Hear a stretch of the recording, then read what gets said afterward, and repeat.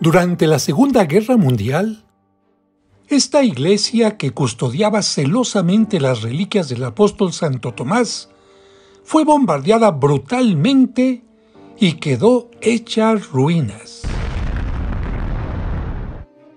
La cúpula se destruyó casi totalmente y sus escombros cubrieron el lugar de las preciadas reliquias. Afortunadamente, el 11 de enero de 1944, Monseñor Tesauri, arzobispo de Lanciano y el obispo de la ciudad, demolieron el altar construido sobre la tumba para extraer las reliquias que vieron la luz después de 150 años. Fue hasta el 5 de septiembre de 1949 cuando la Catedral de Ortona, Italia, reconstruida y con un nuevo aspecto, recibió las reliquias y se abrió al público. Después de muchos años de restauración del edificio, la cúpula se pudo rehacer, pero lamentablemente toda la fachada se tuvo que cambiar. De lo poco original que se pudo conservar, fue este elemento gótico que embellece la puerta de entrada. Pertenece al 1200, y aunque, como se ve aquí, solo se salvaron fragmentos de las delicadas columnas, nos permite gozar de este maravilloso elemento arquitectónico. Bajo el arco o archivolta, una imagen de la Virgen con el niño en brazos, flanqueada por dos santos. Desde 1949, las reliquias se volvieron a venerar en el mismo sitio, pero ¿por qué también hay reliquias de Santo Tomás que reciben veneración en la India y en las ciudades italianas de Roma y Bari? Recordemos que Tomás, llamado también Dídimo, fue uno de los 12 apóstoles de Jesús. Tomás, Tauma en arameo o Dídimo en griego, significa gemelo. El Evangelio menciona pocos datos sobre él, pero el pasaje más conocido es aquel en el que, en su ausencia, Cristo se apareció resucitado a sus discípulos, y cuando ellos le dijeron que lo habían visto, Tomás respondió: «Si no veo en sus manos la señal de los clavos, y meto mi dedo en el lugar de los clavos, y meto mi mano en su costado, no creeré». Para disipar su duda, 8 días después, Jesús se le apareció y lo invitó a que metiera el dedo en sus llagas, a lo que Tomás contestó: «Señor mío y Dios mío». Varias fuentes y la llamada leyenda dorada mencionan que fue a evangelizar el Oriente, por lo que tiene mucha importancia tanto en Siria como en la India, donde murió martirizado con una lanza. Muchos años después de su muerte, alguien escribió un texto apócrifo que se conoce como el Evangelio de Tomás. Este se centra en la infancia de Jesucristo.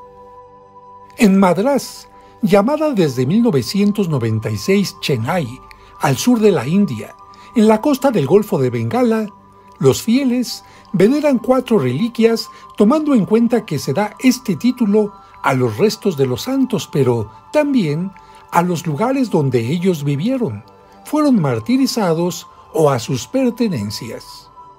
Según los habitantes del lugar, antes de llegar a Chennai, Tomás evangelizó varias regiones y fundó 7 iglesias.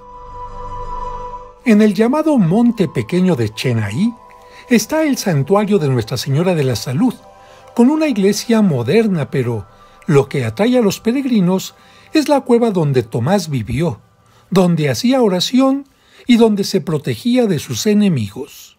Vamos a visitarla, pero antes observamos a Nuestra Señora de la Salud con vestimenta hindú en un pequeño nicho junto a la rampa de descenso.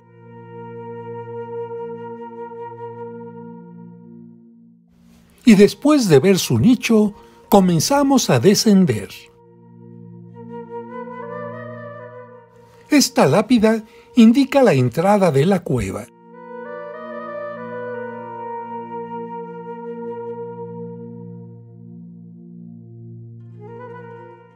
El marco superior de la puerta también nos indica que este es el lugar. A la izquierda de la entrada hay una cruz tallada en piedra como recuerdo de la que talló el apóstol en el interior. Dentro hay un pequeño altar con la escultura de Santo Tomás.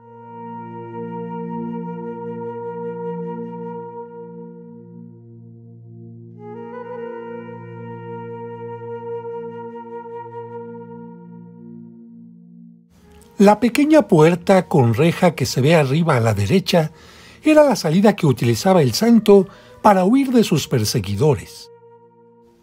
Y los lugareños dicen que, marcada con rojo, está una huella de la mano que el apóstol dejó al huir de sus enemigos.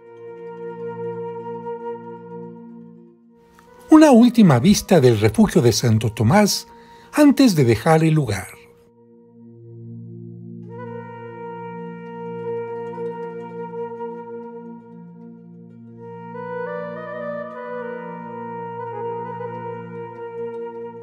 Y llegamos nuevamente a la puerta de entrada.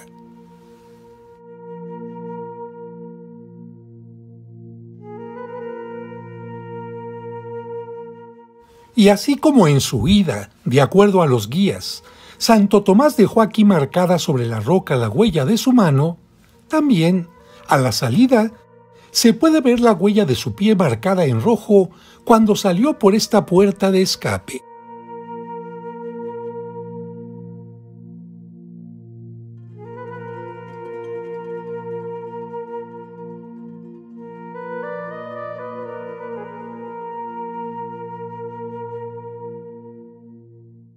Otro punto que los peregrinos visitan en este mismo lugar es donde, como lo muestra la pintura, el apóstol talló sobre piedra una cruz para hacer oración.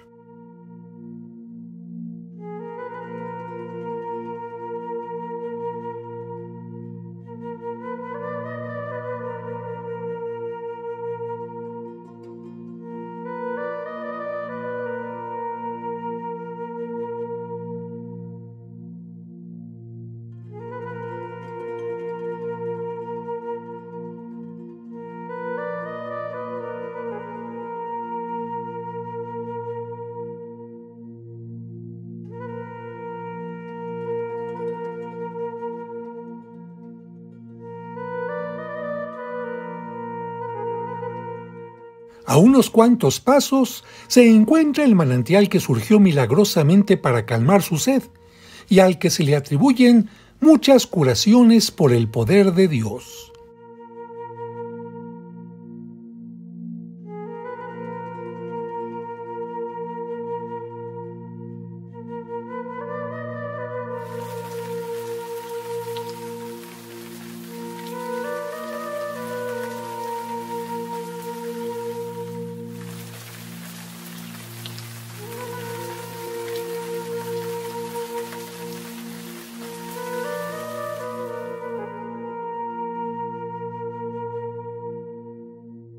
El último punto que visitan los fieles en Monte Pequeño es la colina donde predicaba el apóstol.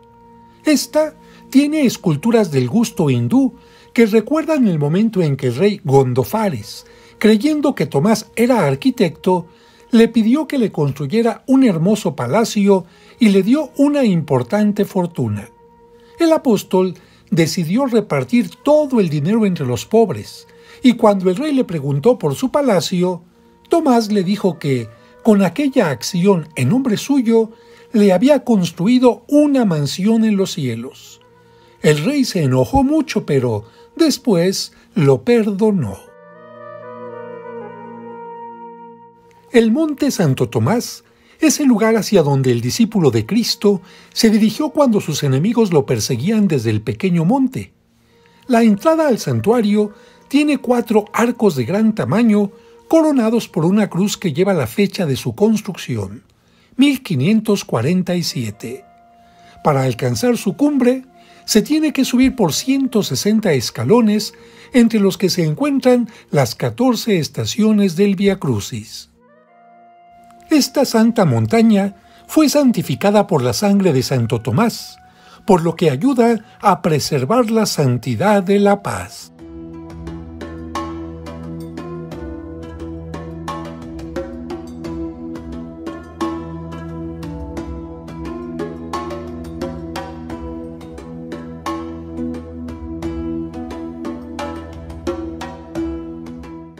En 1523, los portugueses construyeron en la cima de este monte un templo dedicado a Nuestra Señora de la Expectación. Al lado izquierdo de la entrada, Cristo y Santo Tomás.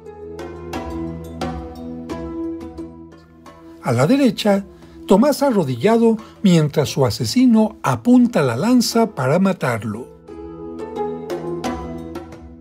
Recordemos que cuando Tomás fue sorprendido en la cueva, corrió hacia la gran montaña donde fue asesinado mientras escalaba. El altar de esta iglesia se ubica en el lugar de su martirio, donde también se encuentra la cruz que él talló.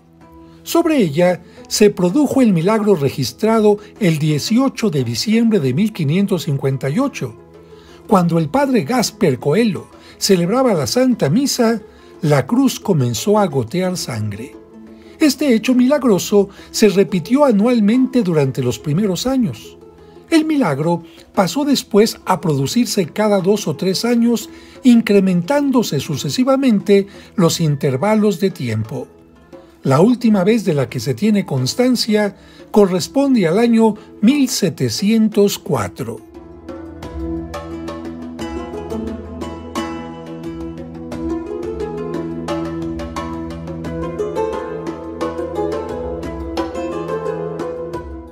A la derecha del altar se venera una imagen de la Virgen que algunos atribuyen a San Lucas.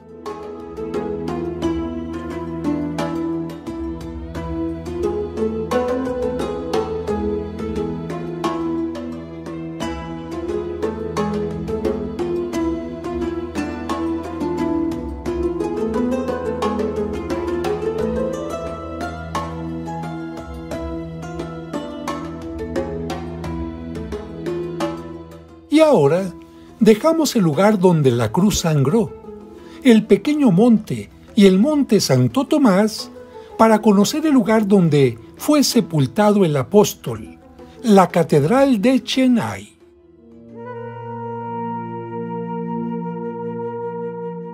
Esta edificación con el grado de catedral y además basílica fue construida en estilo neogótico en honor de Santo Tomás.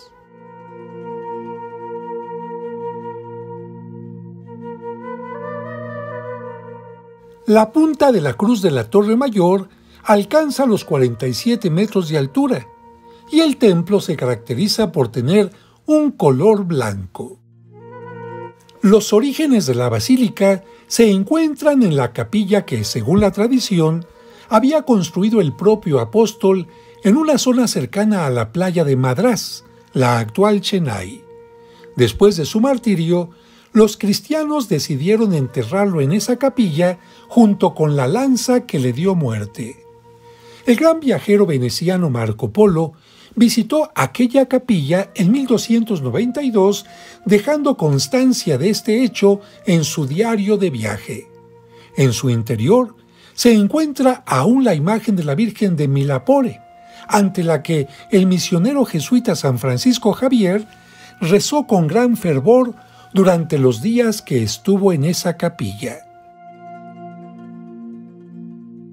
En la época de dominio portugués, en 1547, se le hicieron algunos arreglos a la capilla, pero bajo el Imperio Británico, en 1893, se decidió demolerla para construir la basílica actual, que fue consagrada en 1896. En los últimos años, después de una amplia restauración, fue consagrada el 12 de diciembre del 2004.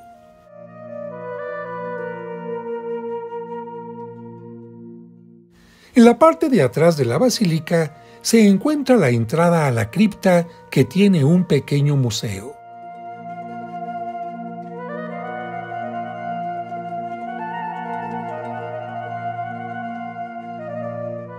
En la sala de introducción se observa una fotografía de la visita del Papa Juan Pablo II al lugar. En el interior se encuentra una capilla con un altar que indica el lugar donde fue sepultado el apóstol, el sitio de la tumba original. Muestra una imagen yacente con una lanza, pero es posible que no contenga los restos del santo, ya que los testimonios más antiguos mencionan que entre los siglos III y IV fueron llevados a Edesa, pero de esto hablaremos en un momento. Un relicario muestra un fragmento de sus huesos y un tesoro precioso, la punta de la lanza con la que fue martirizado el apóstol.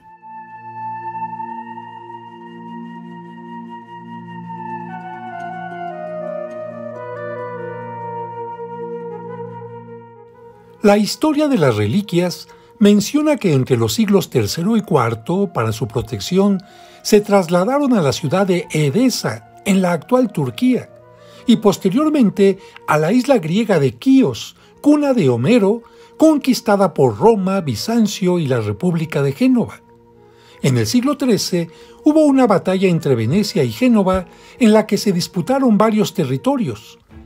En aquel momento, Leone Acciaiuoli, un capitán de Ortona que comandaba las naves de Venecia, encontró el cuerpo y lo llevó a Ortona, Italia, a donde llegó el 6 de septiembre de 1258. Solo uno de sus huesos se llevó a la cercana ciudad de Bari y uno de sus dedos a Roma.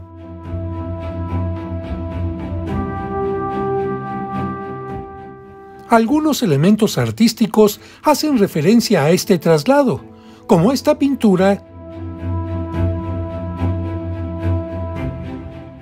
y esta inscripción.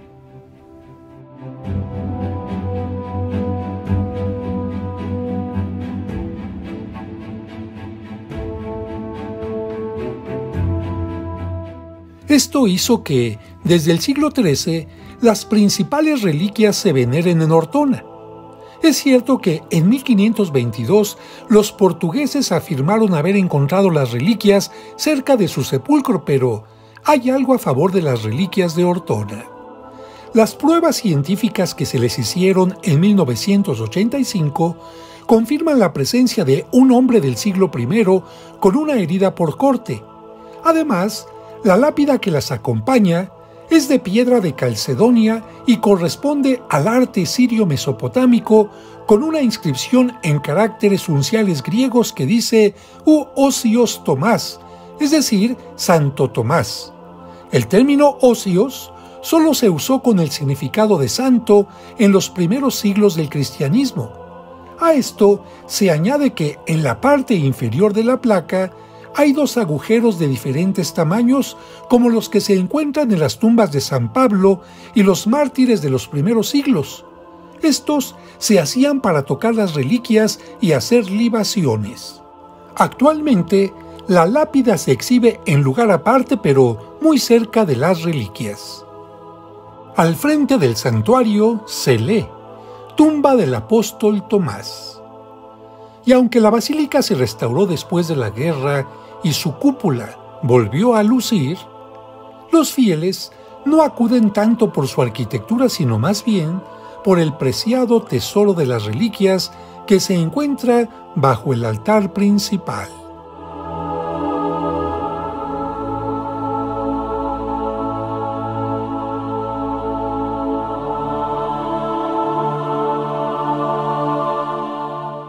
Sobre la entrada de la cripta, una inscripción en latín indica que aquí está el cuerpo de Santo Tomás.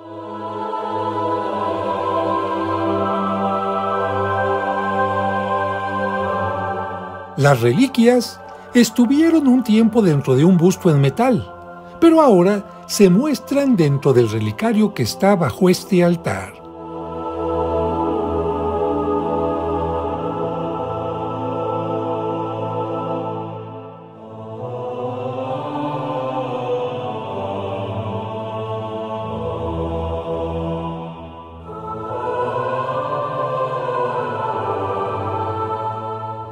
En el piso, entre la parte posterior del altar y la sede o silla en que preside el sacerdote, se exhibe bajo un cristal la lápida en piedra de Calcedonia de la que ya te hablé. En una capilla aparte se encuentra el busto que custodió durante un tiempo las reliquias. Este se saca en procesión durante las fiestas principales y en dirección hacia el mar se le levanta en 3 ocasiones, como lo podrás ver en estas imágenes.